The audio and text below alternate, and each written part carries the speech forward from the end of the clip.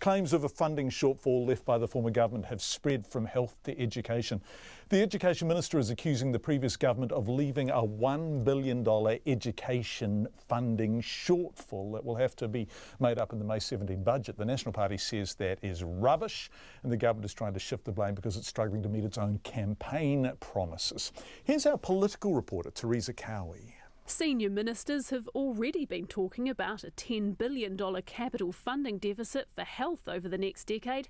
Now the Education Minister, Chris Hipkins, says the previous government ignored the fact a growing population would put up the cost of running the country's schools.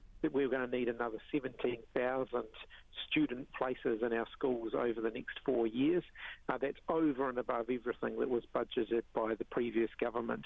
They clearly just didn't budget enough money to ensure that we've got enough schools and classrooms to meet the growing population. His predecessor, National's Nikki Kay, says that's rubbish. National invested more than ever in school property, more than $5 billion.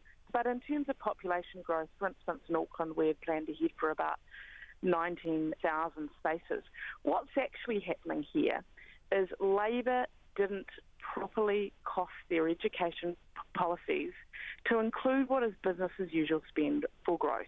Chris Hipkins says part of the picture is also funding for new schools in Christchurch. Well, the previous national government made big spending commitments down in Christchurch, but they didn't appropriate and they didn't set aside all of the money to pay for that. And as a result, we are having to find from our capital budget additional money in order to make sure that the schools in Christchurch are getting the funding that they were promised. Nikki Kay says that too is incorrect. When we first announced the program, we were really clear in 2013 that tranches of schools would be funded in successive budgets.